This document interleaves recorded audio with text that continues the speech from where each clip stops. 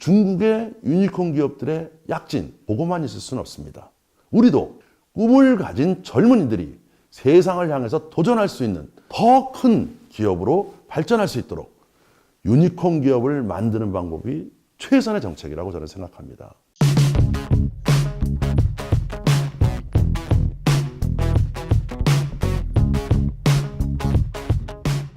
안녕하세요. 카이스트의 이경상입니다. 10월 4일 날 문재인 대통령은 일자리위원회 8차 회의를 SK 하이닉스 청주공장 준공 측에서 마련을 했고요. 거기에서 기업은 투자를, 정부는 지원을, 신산업이 일자리 창출을 열어간다고 발표를 했습니다. 그에 맞춰서 정부는 10만 7천 개의 일자리를 전기자동차, 에너지 신산업, 반도체, IoT, 가전, 바이오헬스 이런 분야에서 만들겠다고 했죠. 저는 이 부분의 기사를 보면서 소득주도 성장에 이어서 혁신 성장의 구체적 메커니즘이 나와야 되는데 이 내용들이 거의 대기업 중심으로 움직이고 있다. 이건 굉장히 저는 불만을 갖고 있습니다. 이거는 변화돼야 됩니다. 전기, 자율주동차, 현대자동차가 주도를 하고 반도체 디스플레이, 대기업이 주도를 하고 바이오헬스, 삼성이 주도를 하고 이러한 대기업이 일자리를 만들면 정부는 거기에서 지원을 한다. 이런 정책은 좀 더 다른 방향으로 수정돼야 된다고 보입니다. 이번 시간에는 중국의 유니콘 파워, 그거에 대한 내용을 살펴보고요. 우리가 거기서 어떤 혁신성장의 인사이트를 얻을 수 있는지를 알아보도록 하겠습니다. 여러분, 유니콘 기업은 뭘까요? 기업 가치가 1조 이상이 되는 스타트업을 의미합니다. 다시 말하면 새로운 시대적 동향에 맞춰서 성장이 이루어지고 빠르게 성장을 통해서 더 많은 일자리를 만들어내는 이런 것들을 우리가 얘기하죠. 우리가 삼성, 현대, 또 SK 이런 등등의 대기업 중심 경제체제에서 이제 새로운 대기업을 만들어야 되지 않겠습니까? 그런 대기업을 만들어내는 방식이 바로 유니콘 기업을 육성하는 길이라는 거죠. 그런데 실질적으로 전 세계 유니콘 기업이 거의 300개에 육박하고 있는데 우리나라는요, 유니콘 기업이 2개밖에 없다는 거예요. 쿠팡, 신산업 아니지 않습니까? 새로운 4차 산업혁명의 신사업으로 우리가 육성을 해야 된다는 겁니다. 자, 우리나라의 산업혁명 준비도는 한국이 25위예요. 우리보다 싱가포르, 일본, 대만, 말레이시아 다 앞서 있습니다. 28위였던 중국이 변신을 놀랍게 했다. 이거는 제가 전에도 말씀드린 바가 있죠. 그래서 중국이 인공지능, 로봇, 가상현실, 자율차량, 그 다음에 3D 인쇄, 그리고 무인항공기 이런 4차 산업혁명 분야에서 세계적 상위 국가로 굉장히 발돋움하고 있고 거기에 맞춰서 주식가치 조가 넘는 유니콘 기업들이 대거 나오고 있다는 겁니다. 이거는 정말 우리가 타산지석으로 본받아야 될 점이라고 우리가 판단이 됩니다. 바로 얼마 전 2018년 8월 달에 차이나 비즈니스 인사이트에서 발표한 결과에 의하면요. 중국이 이미 유니콘 기업으로 미국을 추월했다는 거예요. 이게 놀랄만한 소식이 아니겠습니까? 미국이 112개의 유니콘 기업을 갖고 있고요. 중국이 102개를 가지고 있습니다. 우리나라가 2개 있어요. 나머지 국가가 58개에 불과해요. 그만큼 중국이 컸다는 겁니다. 그런데 개수에는 뒤지지만 기업 가치 총액으로는 미국을 추월했다는 거예요. 그래서 이제 중국은 메이드 인 차이나에서 치열한 자율 경쟁시장, 여기서 성공한 모델들이 글로벌로 가고 현재 로컬라이즈하는 새로운 방법, 다시 말하면 카피 from China의 정책을 갖고 있다는 겁니다. 우리나라의 벤처 해외 시장 점유율은 1.1%에 불과하다고 2018년에 대한무역협회에서 발표한 바 있습니다. 더더군다나 우리가 본받아야 될 건 뭐겠습니까? 성공한 새로운 벤처들이 유니콘을 만들어냈다는 거예요.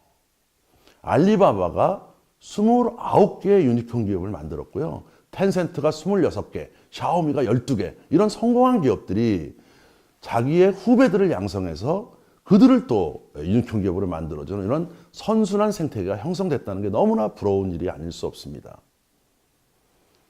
그래서 이제는 전자상거래 인터넷뿐만 아니고 다양한 분야로 이런 유니콘 기업이 확산되고 있고요. 또 지역 간 균형 발전도 이루어지고 있다는 거죠. 베이징, 상하이, 항저우, 선전, 홍콩 이렇게 다양한 지역에서 많은 유니콘 기업들이 나오고 있다. 이거는 우리가 정말 본받아야 될 거라고 판단이 됩니다.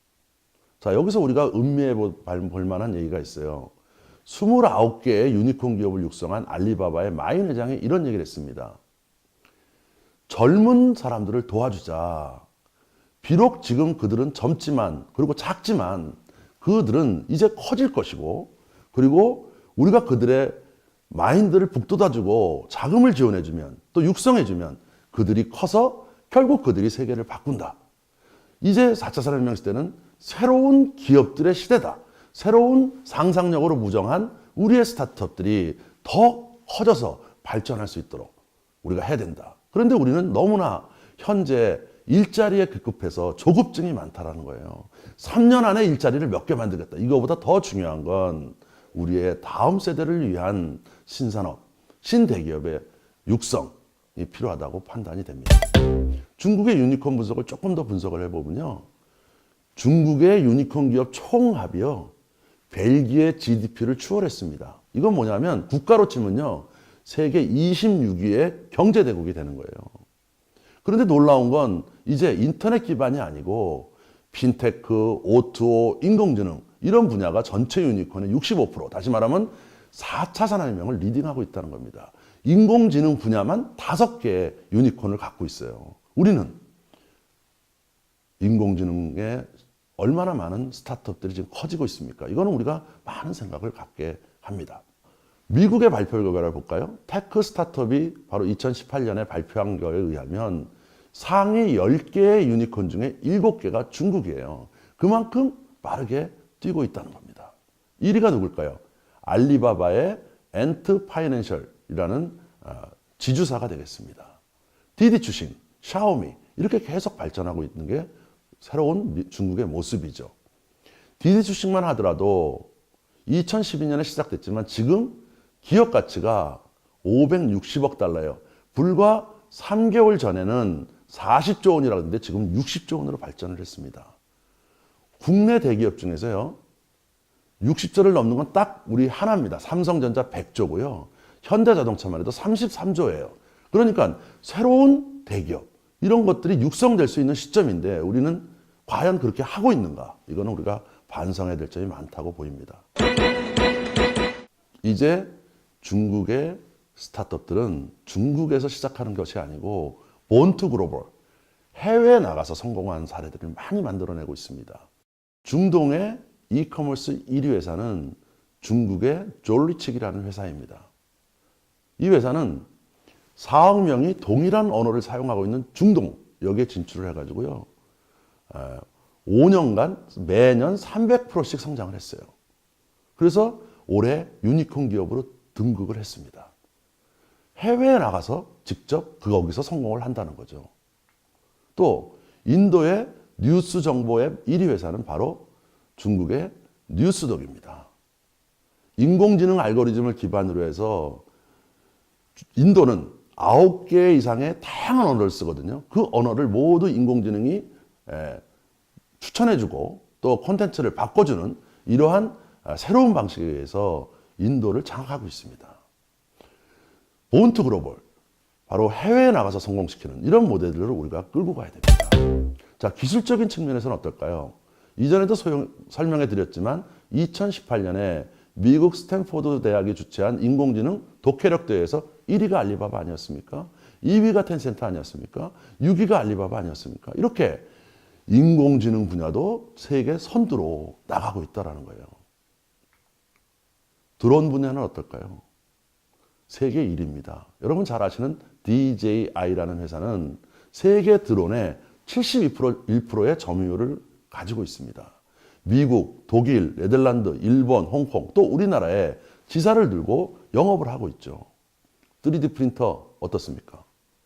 세계 선두로 도약을 했습니다. 여기 그림에 보시는 게 뭘까요? 버스 정류장도 3D 프린터로 제작한 거예요. 아파트도 제작하고 건물도 제작하고 있습니다.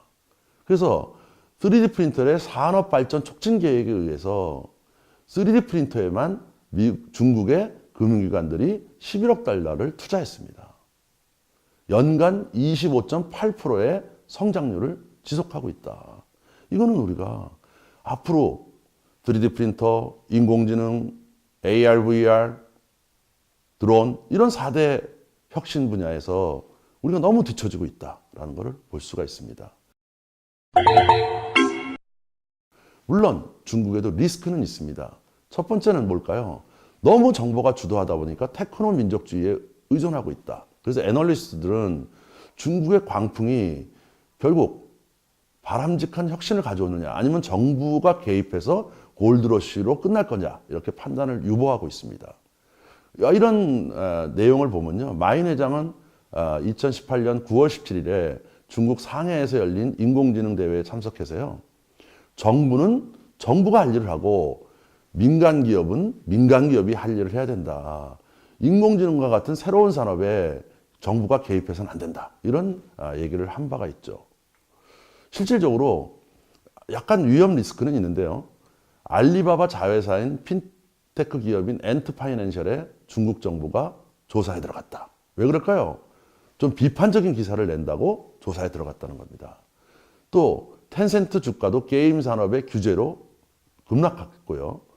차량 공업체 디디 출신도 당국을 자꾸 조사를 한다. 이런 뉴스, 다시 말하면 중국의 지나친 정부의 간섭이 하나의 리스크가 될 수가 있겠죠.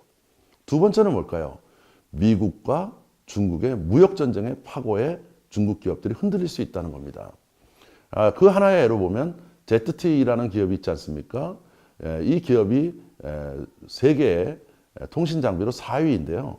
이 기업이 엄청난 벌금, 결국 약 1조 700억 원의 벌금을 내고 경영진을 고쳐하고 미국인으로 구성된 준법팀을 운영하는 등 굴욕적인 조건을 받아들이고 도산의 위기를 넘었지 않습니까? 이런 기업들의 위험이 도사리고 있다.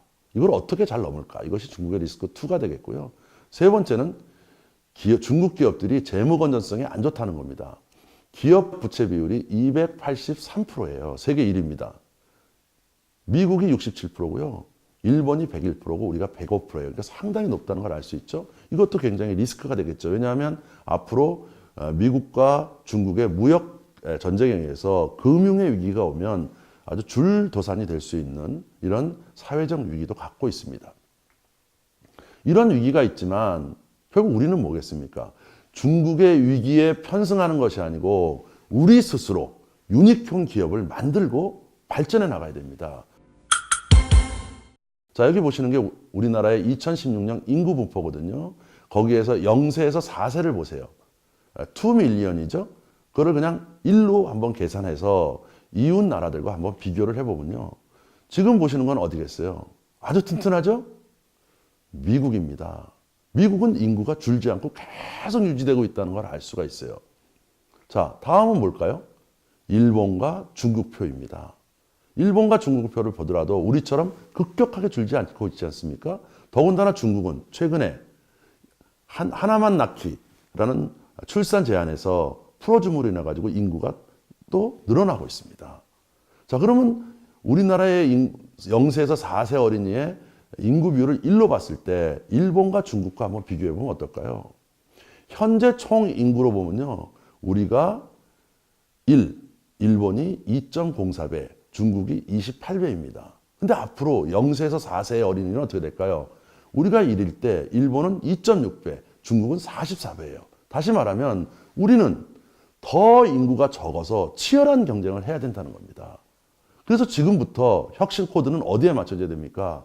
바로 4세대를 위한 혁신이 돼야 되고요. 지금 젊은이들을 위한 투자를 해야 됩니다. 물론 당장 일자리는 만들어낼 수 있어요. 그런데 미래 일자리는 어떻게 됩니까? 미래 일자리는 현재 일자리가 65%가 사라집니다. 미래를 위한 투자, 미래 젊은이들을 위한 육성, 이런 쪽에 혁신 성장 코드가 맞춰져야 된다고 저는 생각하고 있습니다. 자, 우리나라 젊은이들도 해외를 나가고 있어요. 여러분, 지금 우리나라가 카카오톡 굉장히 큰 기업이지 않습니까? 전 세계에서 쓰는 인구가 몇 명이에요? 5천만 명에 불과합니다. 우리나라만 쓴다는 거죠. 근데 중요한 건 뭐겠어요? 본투 글로벌, 해외에 나가야 해외에서 돈을 받아들이고 해외에서 커져야 그거를 가지고 유니콘 기업이 돼서 세계를 흔들지 않겠습니까? 그런 젊은이들이 있습니다. 아자르. 이 아자르는 거 아시나요? 이 아자르는 2014년에 우리나라에서 출발했는데요. 우리나라에서 시작한 게 아니에요. 중동에서 시작을 했습니다. 중동에서 시작해서 엄청난 사람들이 쓰고 있습니다. 네? 현재 2억 명이 쓰고 있어요. 하루에 거기서 내는 트랜잭션만 해도 300억 건에 이릅니다. 그래서 이제 번 돈을 가지고 인공지능, 가상현실 이런 데 투자하고 있죠. 기업 가치가 현재 3천억을 넘고 있습니다. 이런 기업들을 육성하게 되면 어떻게 될까요? 이런 기업이 대기업이 돼서 더 많은 일자리, 또 새로운 성공 신화가 만들어지면 더 많은 젊은이들이 세계를 향해서 도전하게끔 우리의 호랑이의 야생 본능을 우리가 키워줘야 됩니다. 자, 결론적으로 한번 보죠. 우리의 다양한 과제가 있습니다. 그리고 이 과제는 새로운 시장이 열리는 쪽으로 다가가고 있어요. 근데 이것이 가는 길에 대기업 중심으로 가는 것도 중요하지만 더 중요한 것은 꿈을 가진 젊은이들이 세상을 향해서 도전할 수 있는 것을 지원하고 거기서 좋은 떡잎들은 더 큰 기업으로 발전할 수 있도록 유니콘 기업을 만드는 방법이 최선의 정책이라고 저는 생각합니다. 중국의 유니콘 기업들의 약진, 옆에서 우리가 보고만 있을 수는 없습니다. 우리도 새로운 유니콘 기업을 더 많이 만들어서 부강한 대한민국을 만들어야 된다고 생각합니다. 다음 세대를 위해서 말이죠. 자, 감사합니다.